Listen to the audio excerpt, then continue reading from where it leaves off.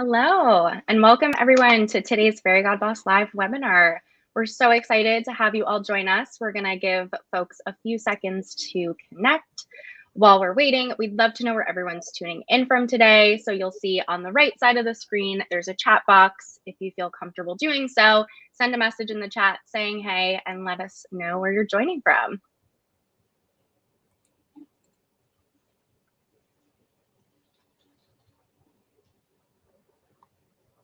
All right, I see Stamford, Connecticut. Anyone else?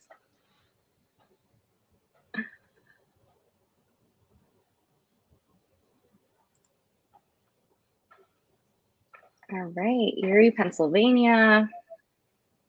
Cool. Well, let's go ahead. We'll get started. First, I'd like to introduce myself. I'm Nicolette Finder-Summers, Senior Account Manager here at Fairygodboss and the Muse. Before we officially get started, I have a few quick announcements here. This session will be recorded and shared via email with all registrants.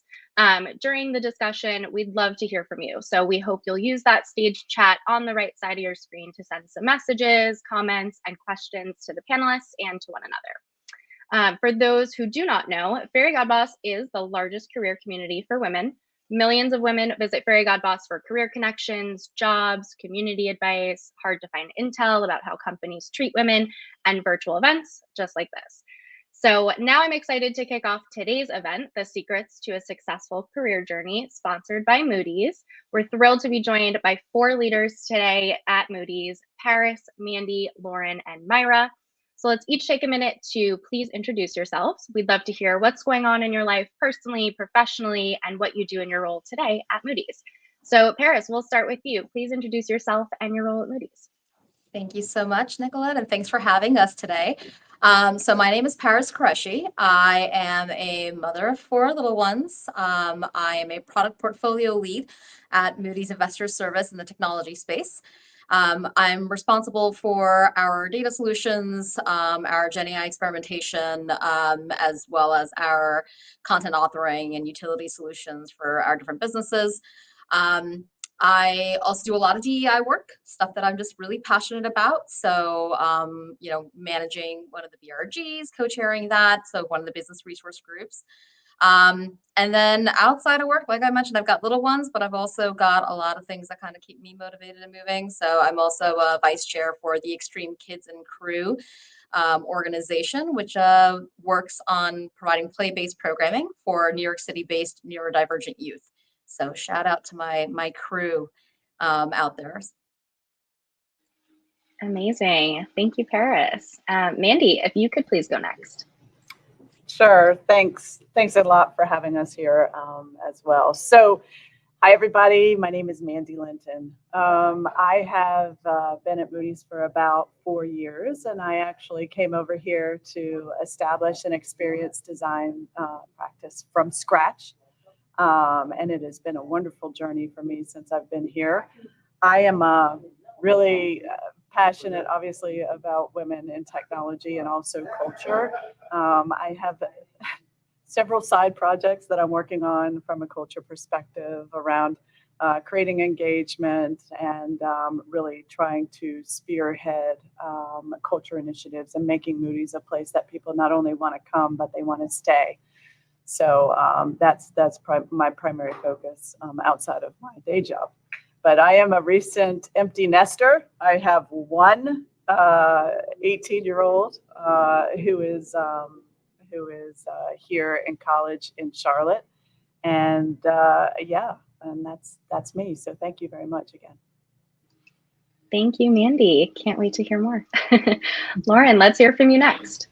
Hi, happy to be here. Thanks for joining. I am Lauren Shukla. I'm Senior Vice President of Software Engineering, and in my current role, I own all of our technology today for Moody's Investor Services that produces credit ratings. So lots and lots of applications to get a credit rating out the door. In my time at Moody's, I've been here 6.5 years. I've had everything from individual contributor, innovation engineering roles to leading larger and larger software engineering teams. I do have a almost 4-year-old little girl. She is actually homesick today, so she may make an appearance in the call. But when I'm not parenting or working, I enjoy endurance sports, so distance running, triathlons. And like Mandy, the fun stuff at work that keeps us going, which is the culture initiatives.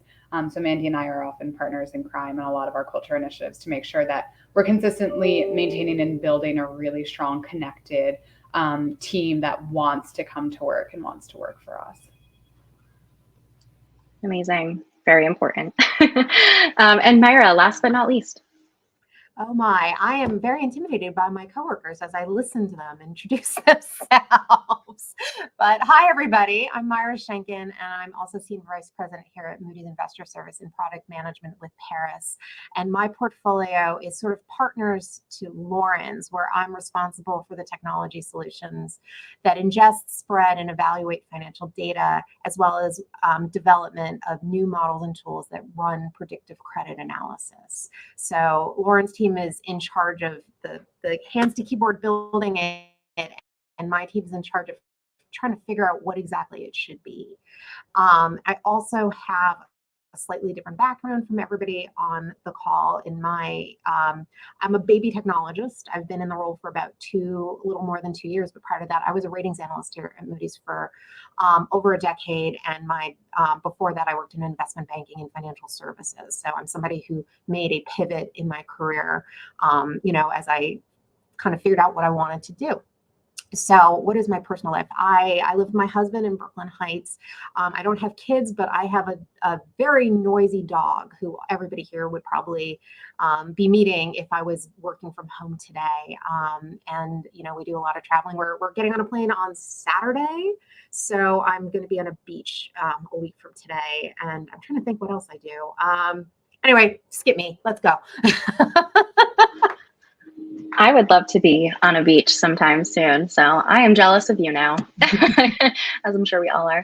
Well, thank you all. I'm really excited about our discussion today. And again, for those just tuning in, I'd like to remind everyone we'll be answering questions that come directly from all of you. So submit those questions in the chat and we'll do our best to respond to as many as we can. So of course, we're here to talk about the secrets to a successful career journey. And I feel like you all have a lot to share. So let's dive right in with our first question.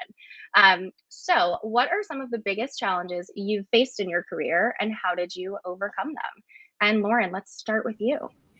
Yeah, so it was interesting thinking about this question, and it's one that, looking back at my career, I've been working now professionally for about 12 years, and in that time, all of my roles have been sort of horizontal moves, occasionally some verticals, but every horizontal move I've made for the past 6 years has been into a position that I knew nothing about. A stack of technology I knew nothing about.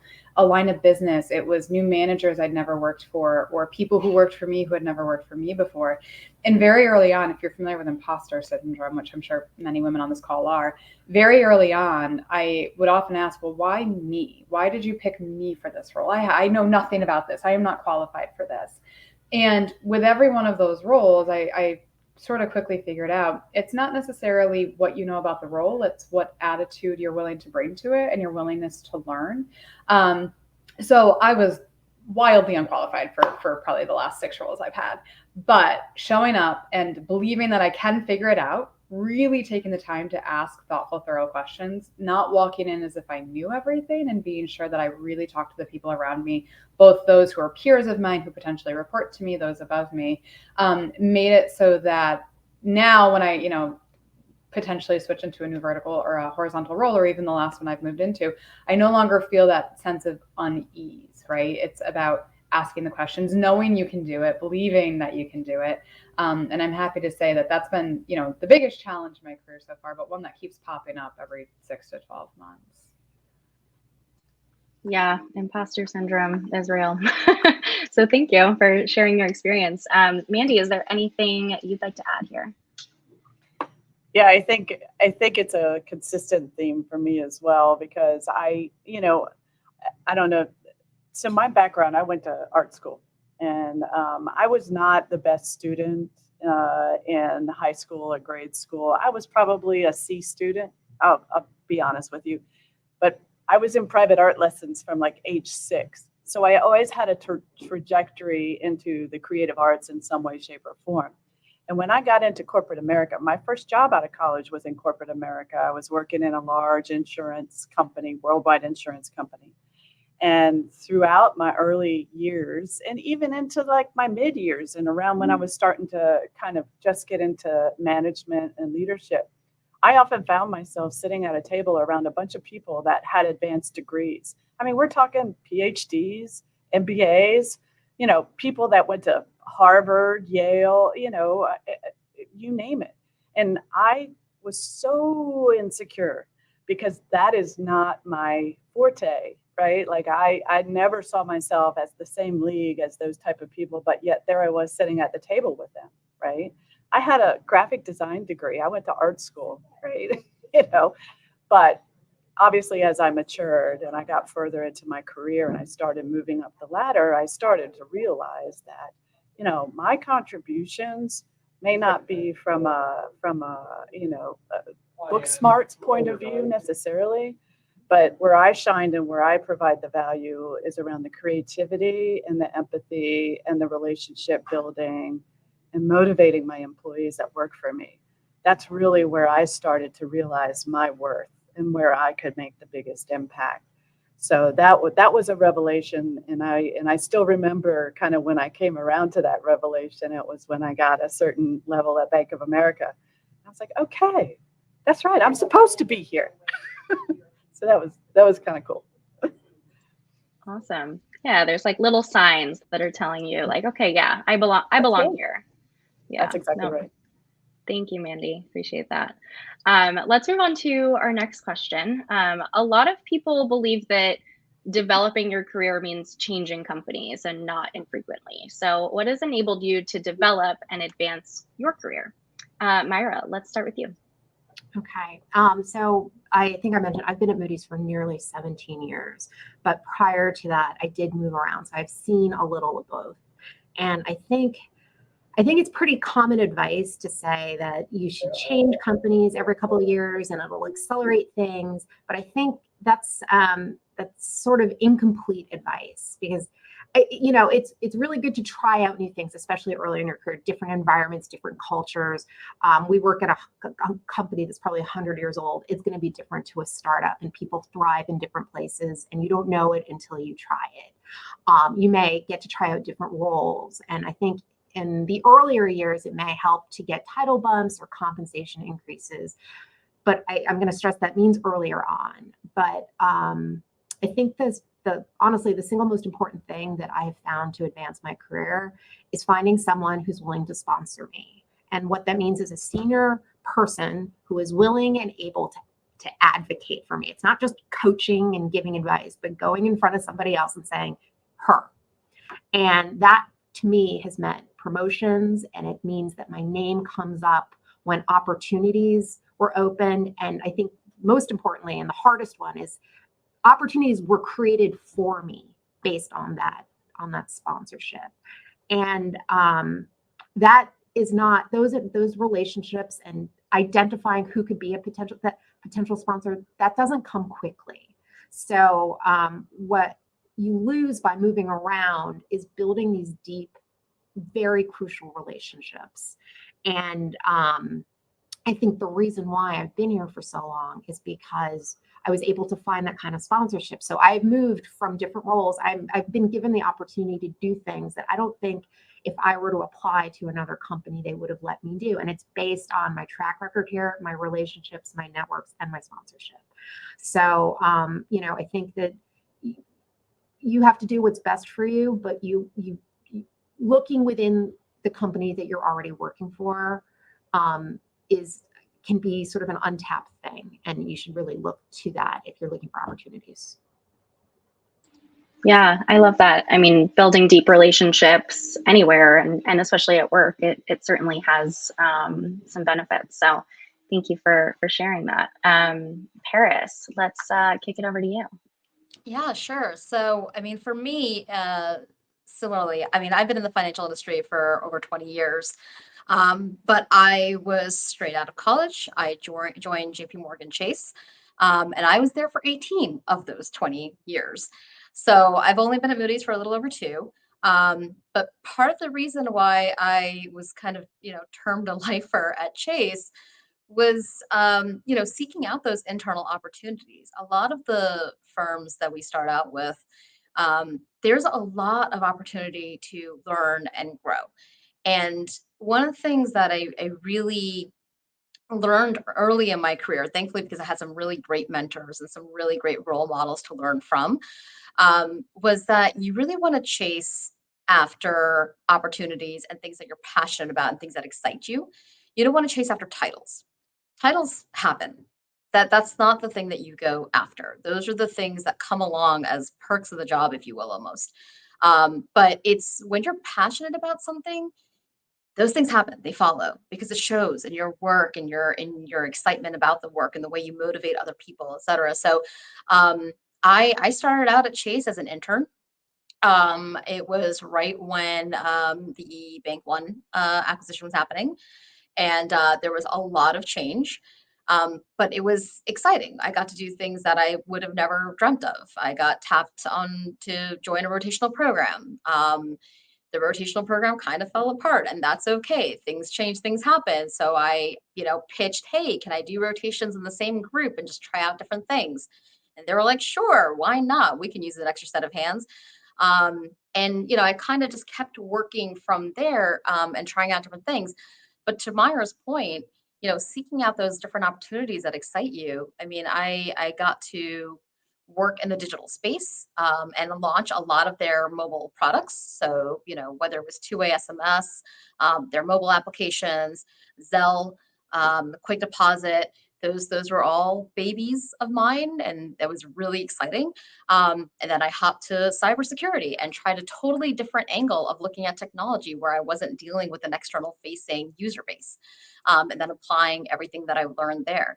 I really left Chase when I felt like I had finally tapped out, where I really wanted to try something new and different. But it was an amazing experience. And then here at Moody's, same thing. I'm constantly dabbling in a million different things. Myra is actually my dubbed person who's supposed to remind me not to stretch myself too thin. So she will constantly be in my ear of like, are you sure you want to sign up for that? Because maybe that's a bit much. But there's a wealth of opportunity that surrounds you, and it's really, really good to lean on your network and keep your eyes open about those things that you can even just volunteer on to learn more and build your skill sets.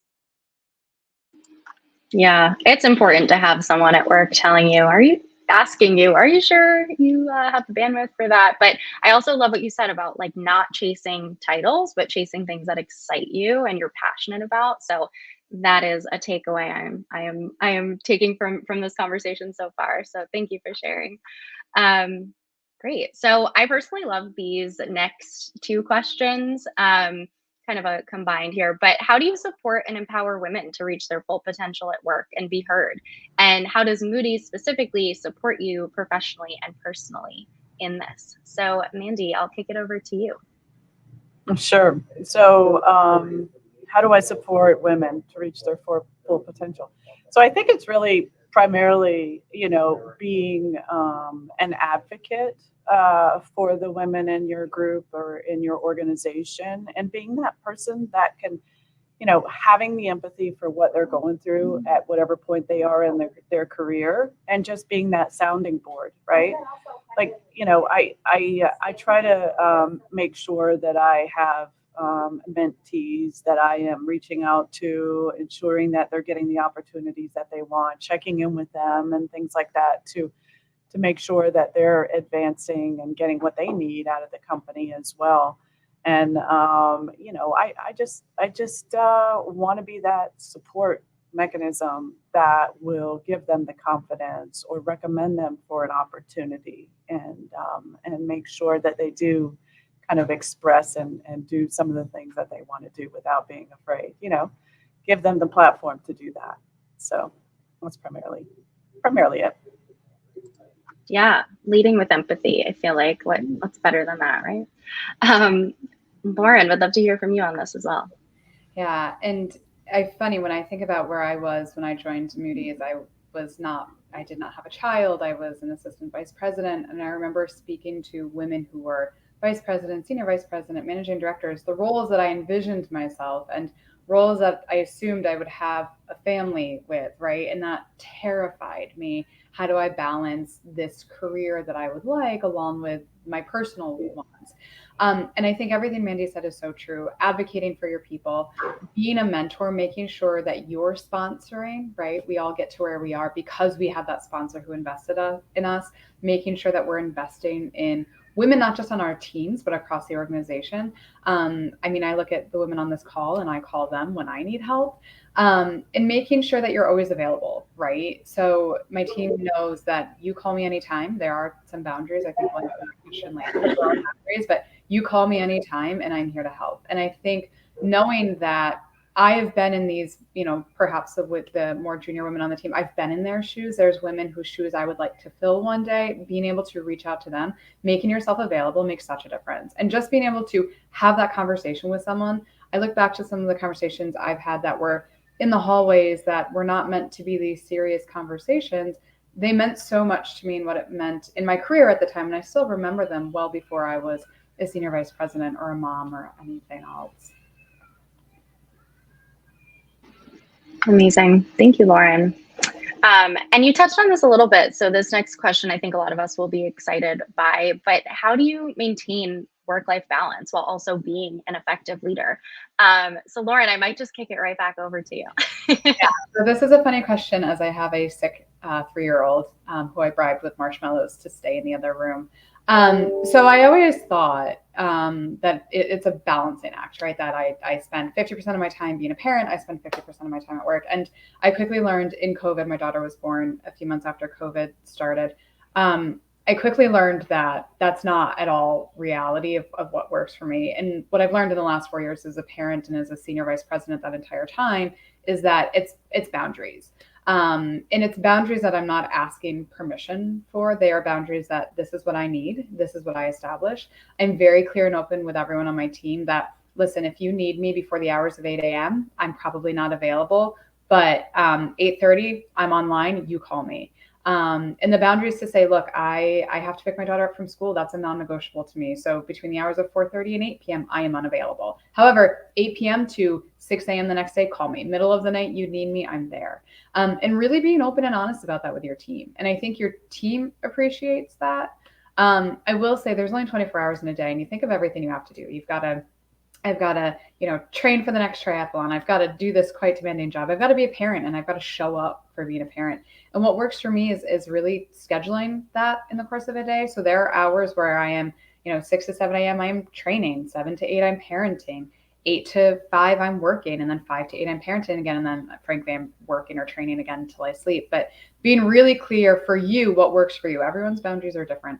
Establishing those boundaries and being really clear with your team, your manager, your colleagues that, look, I'm here for you. I will show up 100% when I am in work mode, but when I'm in parenting mode, check back a few hours later. Yeah, boundaries are so important, and scheduling too. I think that's great advice, is blocking it off for yourself, but so your team knows too. So yeah, thank you for sharing. Paris, would love to hear from you on this one. So literally everything Lauren just said, honestly. But Lauren's got her child, sick kid at home. Same here, by the way. But I'm a mother of 4, and I'm that person, like I mentioned before, I'm a little bit of a squirrel, and that there's a lot of things that I really love doing, and there's a lot of things that I'm really passionate about, and there's only 24 hours in a day, and you have to sleep at some point. So, the boundary setting and almost like time slotting what you're doing, I totally agree with. That's exactly how I manage my day as well. And the only thing that I would add on to that is you really have to make the choice to be present. So like there's no such thing as multitasking. It's really just rapid context switching at the end of the day. And so for me, it's if I'm in a meeting, that meeting has my full attention.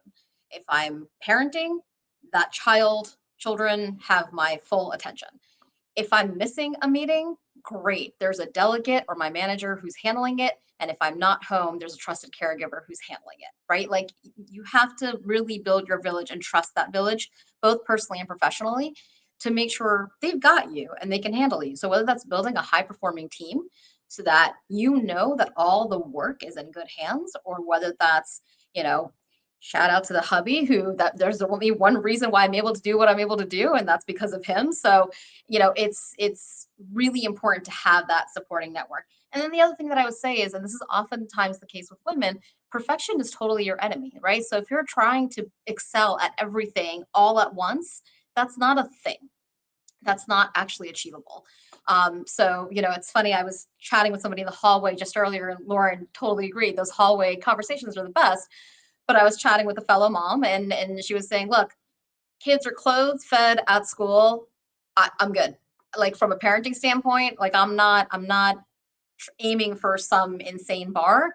They're clothed, they're fed, they're at school, they're getting educated, they're healthy, they're fine, all is well, right?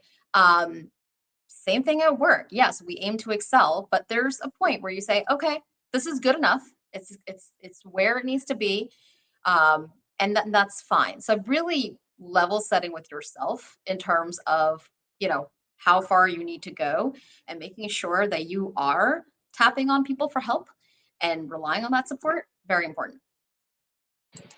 Yeah, I love that. Level setting and building your own community professionally. I feel like we talk about that in our personal lives a lot, but building a community of people that you trust, a team of people that you trust to get the job done if your kid is homesick from school or childcare. So it totally makes sense. Thank you. Thank you both for sharing. I want to take a moment to answer an audience question, and feel free, any panelist, feel free to answer. But an audience member is asking for advice on career pivoting, specifically from teaching to technology.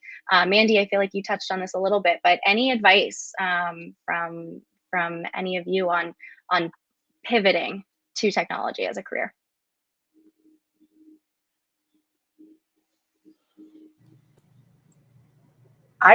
I'll just chime in for 1 second because, I never thought that I was going to be operating in an organization of ones and zeros when I come from nothing but shades of gray. So that is quite the change. And I still remember the day that I was moved over from corporate communications into technology. And I thought, there's no way this is going to work out. But it did, and ended up staying in technology.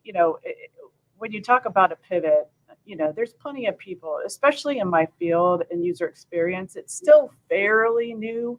So the majority of the people that are in user experience do not have degrees in user experience, especially when you're old like me, right? A lot of the people that do what I do at my age, they were English majors or, in technology, or did something completely different, right? And then I have people on my team, like Sarah sitting over here. She was a recruiter and she made a career pivot to go into UX, and she decided, I'm going to take a boot camp and I'm going to do this. I'm going to learn everything that I can learn. And she worked for me, her first job after, going through all that. So, I think it's really just following, it sounds cliche, but it's following what you're passionate about. Like, what is it that you do, and what is it that you want to do, or where do you feel like you can provide the most value, right? It's not about making the most money. It's following, what it is you want to do, and really being thoughtful and thinking through, what are your strengths and where can you be the most successful. So, yeah. And let me hop in here too, because I did a career pivot about 2 years ago, and I had no experience in technology before joining Moody's, or frankly, around the edges of this role. But how I found my way here was, I work for a big company, and there's always initiatives happening that are not part of your core set of responsibilities. They're always looking for people to raise their hand and say, like, I'm a subject matter expert in this particular thing. You want me to participate in a project. And that's how I found my way into technology projects. So I was the analyst in the room around a bunch of technologists trying to figure out solutions to problems. And so I started working and I started meeting people and, learning about it and being able to ask good questions and you know, and if you had asked me what I thought I'd be doing 5 years ago, if I would be doing this, I don't think I would have. But, you know, I think at a certain point, I'd been doing the same thing for nearly 20 years. I've been working, you know, I've been working in a job in a specific role. And, you know, maybe I was getting a little bored and I was talking to people about what I could potentially do. And then you talk about opportunities and as things open up. So it's a little bit of magic of time and place. But I had already had the track record of participating, raising my hand, doing my own homework. I read a billion books. And I think everybody on this call who knows me knows that I'm always reading something. So if there's something about technology that you're interested in, specifically product management, development, user experience, agile development, anything, go read about it. So, you know, if you're getting into these interviews or you're starting to talk about it, you can talk about it a little credibly. Why are you know, you're a teacher and you want to do something else. Tell me why. Well, I read this article and it led me on this path, that led me on this path, that led me on this, and it allows you to tell a story. So, but it's about raising, you know, look around where you are and see what kind of opportunities or you know, potential situations you can insert yourself into to make you that much better of a candidate when you are saying like, look, I'm doing something new, but it's not totally new because I've done all this other stuff too. Awesome. Yeah. And similar to this, there was another audience kind of question and comment around being approached for opportunities that might be, you know, different or the same as what you're, you know, what you're currently doing, or did you have to kind of apply for these positions, right? Do your homework, apply for the position when you're ready. So any thoughts on that from the panel? I can take a stab. So I will say, I've actually never applied for any role I've been in. I have been pulled, I joke, and pulled by a manager I worked with previously or someone who heard of me or knew of the work I had done tangentially to the project. And I think it speaks to being, you know, a good teammate and someone who is known for problem solving. Your reputation will be known, right? And people will think to themselves, listen, there may not be a perfect candidate who has every single skill set to meet this, but I want someone with the right attitude who's willing to come in, ask questions, work hard, and learn.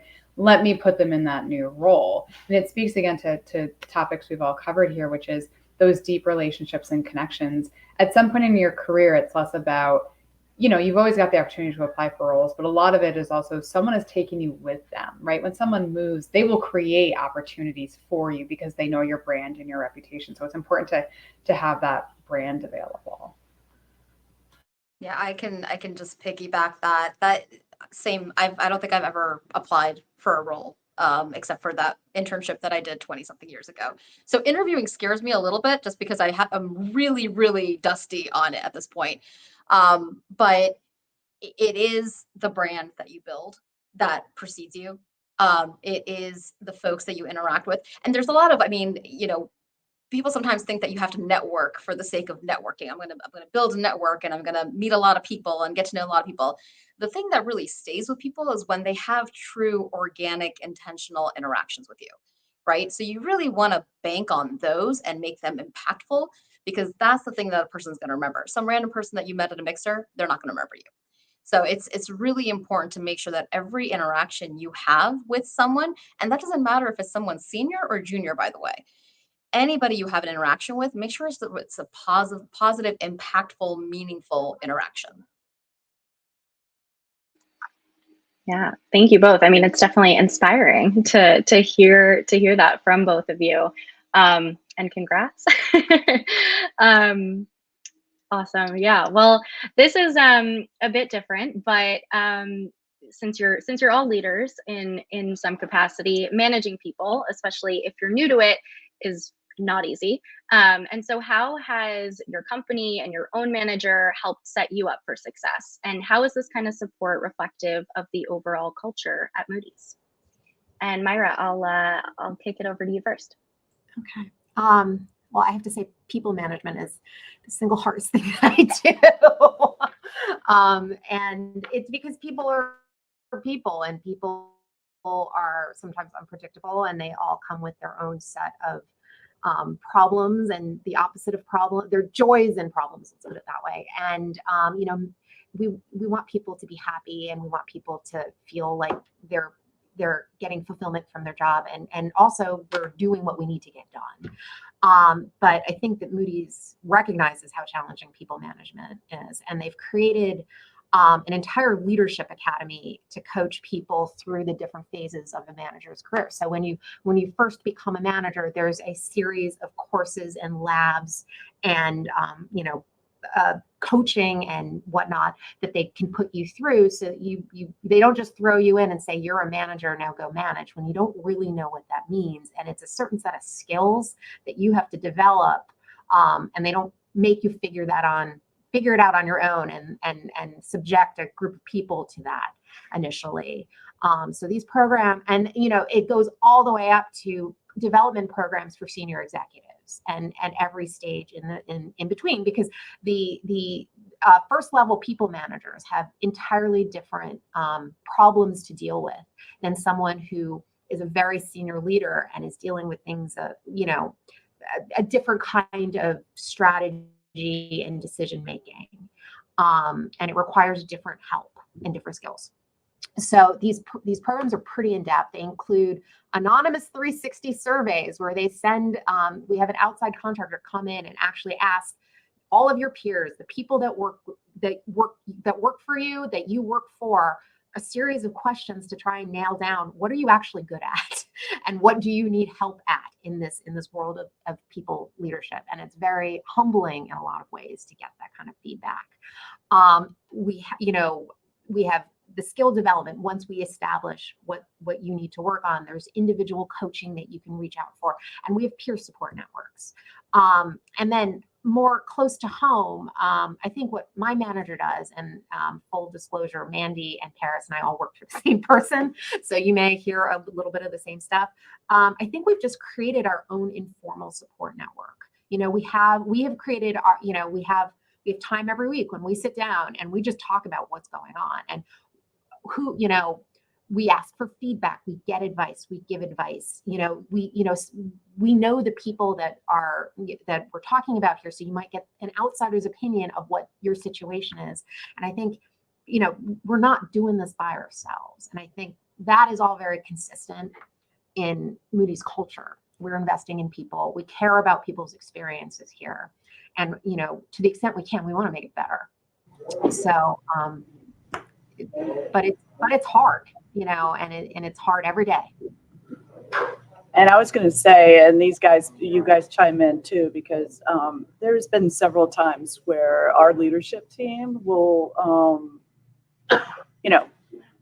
since I've been here in 4 years, I've definitely seen the leadership team in our organization make changes to enable the leaders beneath them to be able to lead their teams better, right? I mean, we've all made mistakes in the last 4 years and trying to figure out how to kind of even out, in terms of culture, the culture of feedback and, decision making and this and that. And even they have made market decisions around putting us at this level in the driver's seat to be able to own our teams and drive our teams and drive decisions and not have to go to them for, decisions around personnel or, this or that, or, they empower us. And if we are empowered, then everybody beneath you, it gets empowered, right? Because it trickles down from the top. If they are leading that way and treating us with that respect, then that then gets trickled down to the layers beneath us. And I think that is one significant change I've seen since I've been here. And they really make an effort to make sure that they are putting us in the driver's seat to do some of those things, which I think is so key. When you talk about managing and leading others, if your arms are cut off and you can't do what you need to do, that's not going to be setting you up for success when it comes to leading your team or building the trust from your team that you need, because they're not seeing you stepping up and making the decision. They're seeing you kowtowing to what's above and, just caught in the middle. So I think that's been, I'm not going to say we're perfect across the board, but we have definitely made some strides in that direction, which has really improved some of our ability to lead our teams. Yeah. And it seems like having that built-in support system is what helps Moody's just continue to improve with that leadership, the leadership programs and the leadership academy. So that's awesome. For everyone listening, take note. Cool. So let's move on to our next question. How do you approach difficult conversations or situations with your team members or colleagues? And alternatively, how do you share positive feedback, encouragement, and motivation with your team members or colleagues? Lauren, I will pass it to you first. And this is one that you can Google it. There are hundreds of Harvard Business Review articles on this because it is not a science, it's an art. And so the first part, how do you have those difficult conversations? And this, the credit to my manager, who's a different manager than Mandy, Paris, and Myra. He always gave me the advice, we owe it to our people to be honest, right? And sometimes honesty doesn't mean it has to be mean. It doesn't have to be negative, but with growth, people need to know what to work on. If you're constantly told everything is perfect, everything's great, and then your end of your performance review comes out and it doesn't match what you've been told all year, that's not fair to you. That's not fair to the person. It's not fair to the organization. So when you have those conversations, making sure that timing is really important, right? Don't do it at 5 p.m. on a Friday. Be very objective about it and quantitative and give the examples of here's what I saw. Here's how it could have been done better. Here's the outcome of, because of the decisions made, this is where we ended up, where we should have ended up here. And always being sure that for every, feedback you give to improve, also give the recognition. So recognition is something, especially in a technology position where a lot of our software engineers are up in the middle of the night, because if something breaks, we got to fix it immediately, right? 2 a.m., you get the call. It's a very thankless job. No one is seeing my team up all night to make sure that when the team logs on in the morning, everything is working. So being really consistent with feedback and appreciation and recognition is important.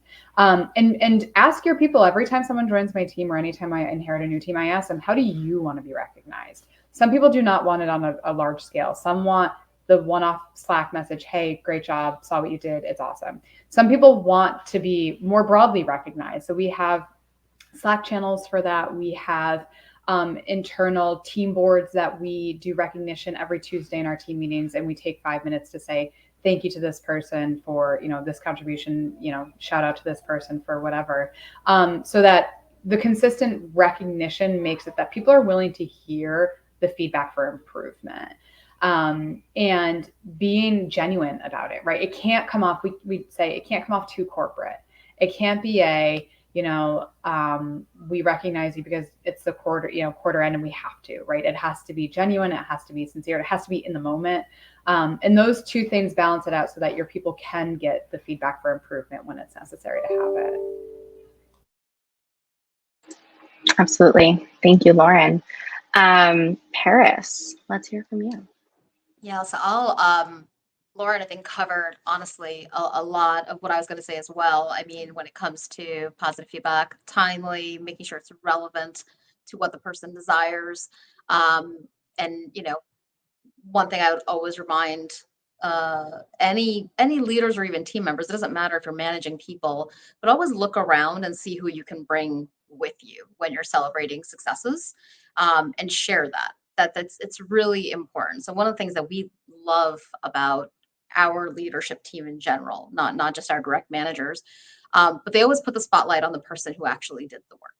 They rarely ever, I mean, I can't even recall a time where they stepped in the spotlight and said, I did this.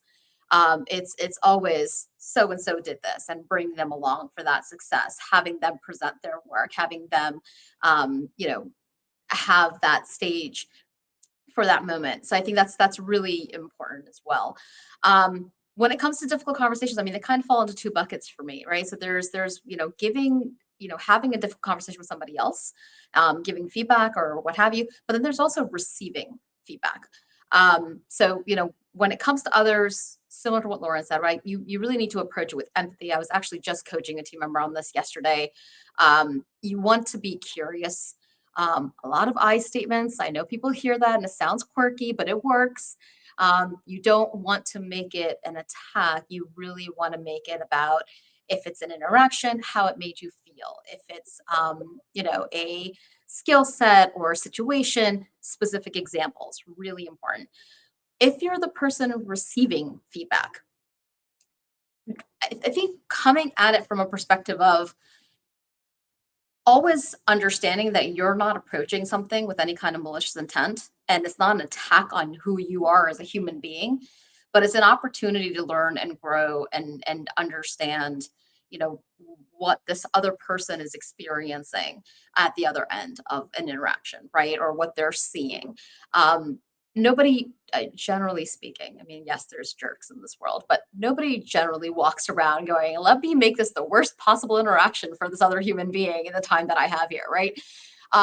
So you're not going around trying intentionally to do something wrong.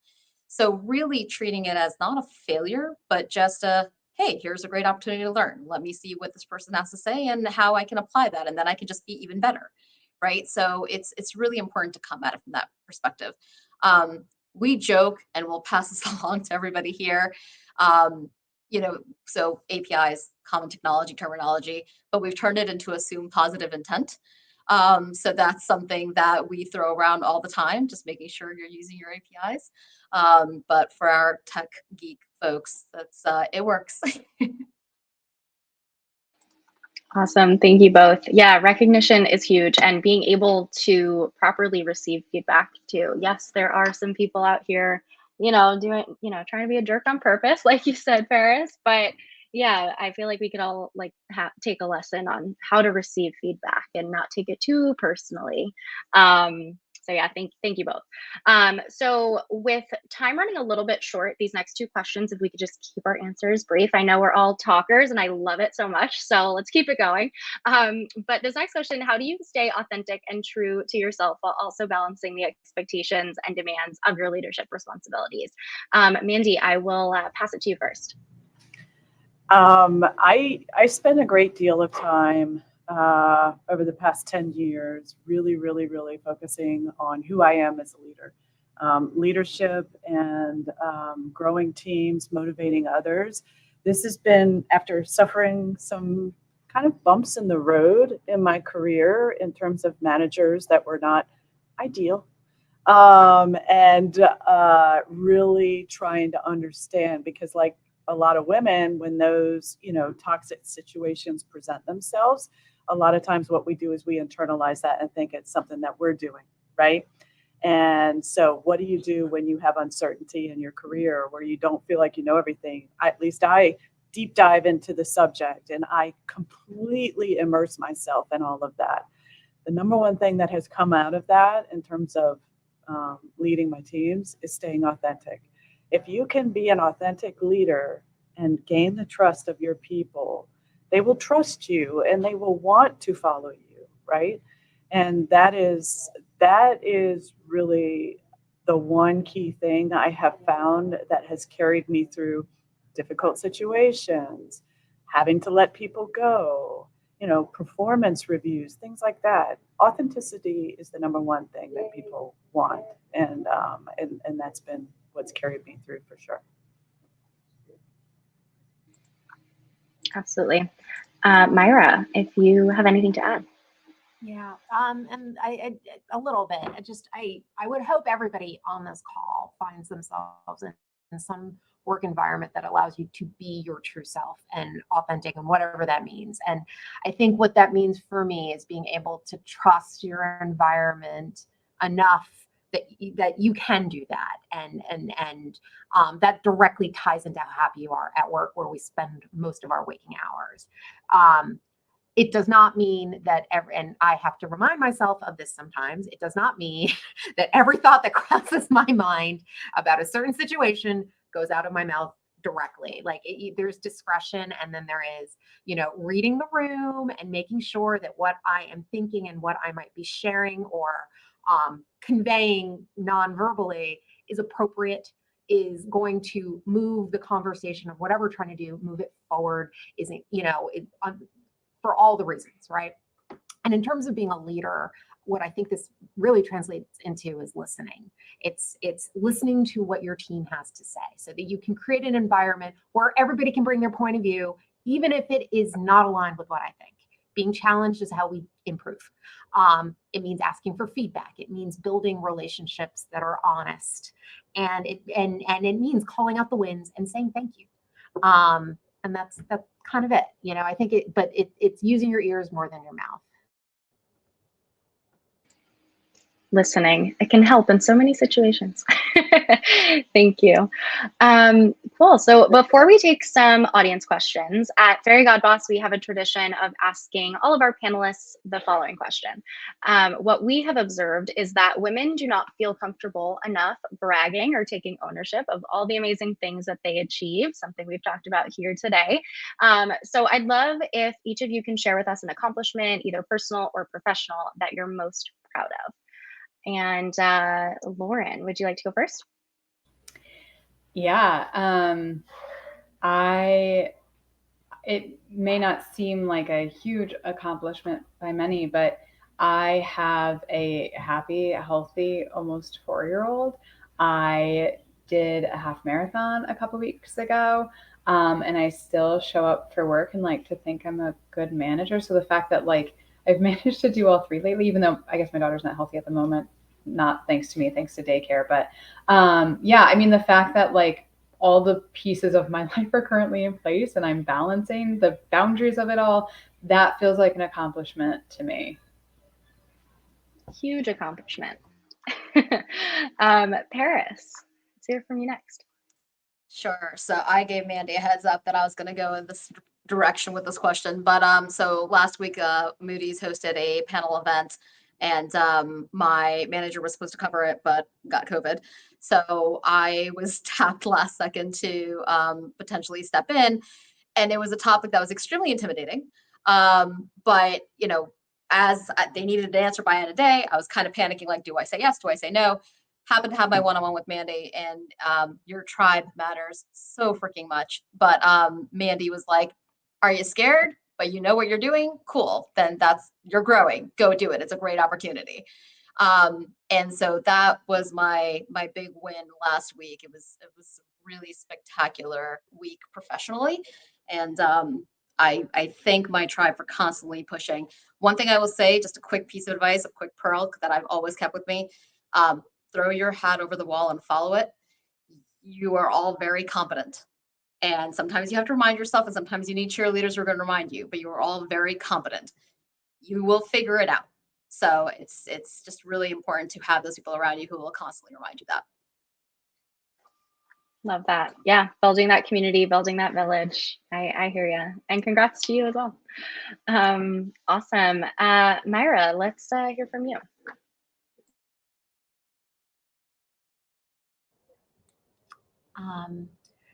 This goes back to, I think the first question we were talking about was imposter syndrome that came up earlier. And Paris and I have spent a lot of time in the office where I'm in her office telling her, I have no idea what's going on. I can't do this. Why am I doing this? Who hired me to do this? And she gives me the hard talk that I do know what I'm talking about. Now just go do it. Right. And I think that I've been sitting in this seat for more than 2 years. And I think it's even over the last couple of months, I don't have imposter syndrome anymore. And we're having, we had a conversation this morning about a tough thing that I'm working on. And I'm trying to get through a challenging work situation with what I'm trying to accomplish and, challenging staff situation. And I'm not being hard on myself. I'm realizing that this is hard and I'm working through it. And it's not because I don't know what I'm doing, but because it's hard, and it's the mind shift change. It's, I guess this is only a brag in my own head, but it's like, I think that there has been a shift in the way that I am treating myself with a little more kindness about my day to day. And that's a win for me.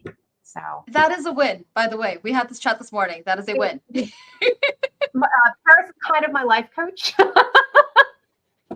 That's a huge win. A huge win. So congratulations. And yeah, kindness, it's so important. Kindness to yourself. Awesome. And Mandy, let's hear from you. Yeah, these girls are great. I love them. So I think one of the biggest, and just to sum up that, so everybody knows, if you are not uncomfortable and scared to death, you are not growing. So you find something that makes you scared, and you go after that thing, and you tackle it, and you slay it, because that's the thing you need to be doing. All right, I'll stop. On that note, when I got wind of this opportunity here, similar to these guys, there was no role here. It was just kind of like, hey, I worked with someone in my former job, and they were like, we need somebody that knows how to talk to the business. Mandy. So I came over and talked to our CIO and had a conversation. Next thing you know, I'm here. And I think that what I was having the courage that I didn't even know I had and the wherewithal and knowledge to do what I've done since I've been here is something I am so incredibly proud of. It's like, holy crap. I built this whole thing from scratch. I did it in like 3.5 years. And it's the biggest accomplishment of my career. And I was lucky enough and fortunate enough to be in a position where I had the trust of my leadership team and my fellow employees and these ladies here. They just kind of let me do what I needed to do and do what I knew how to do, even though I didn't realize I knew how to do it. And that is like the freaking awesome, coolest thing ever. So if you ever are like tempted with an opportunity where you're just like, you know what? I don't know. I don't know.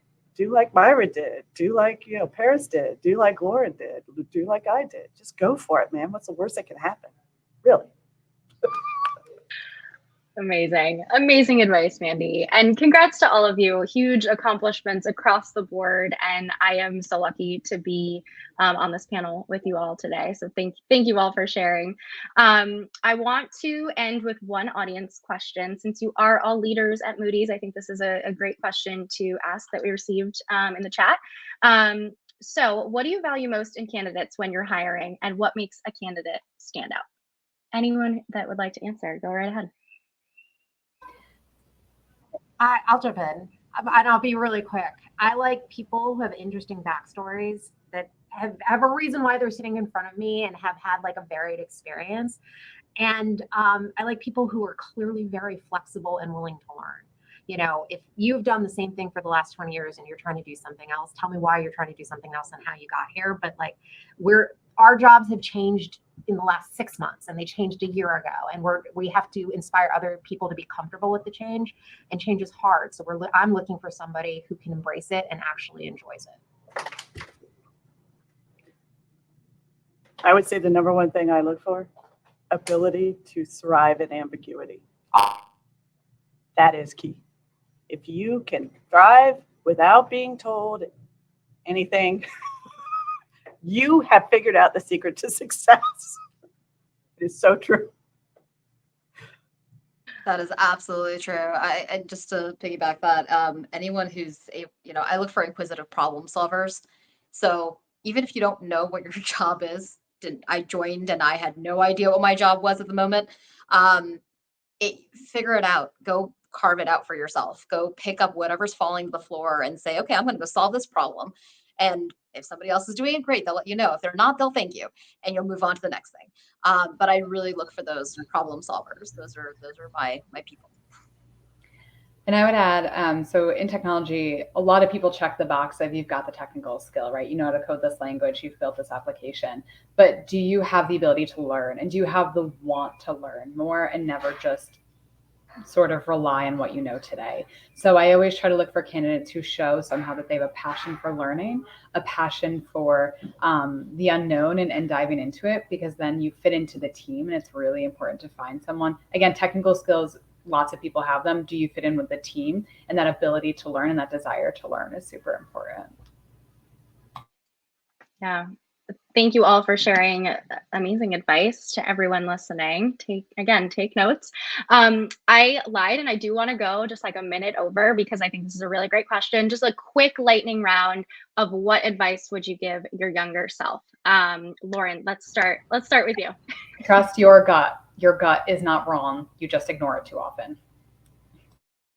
There you go. Mandy. Don't take yourself so seriously. I mean, really. And go for the things that make you scared. Paris. Don't be afraid to go for the thing that makes you scared. But oftentimes we're terrified of making a mistake. I agree with Mandy. What's the worst that can happen?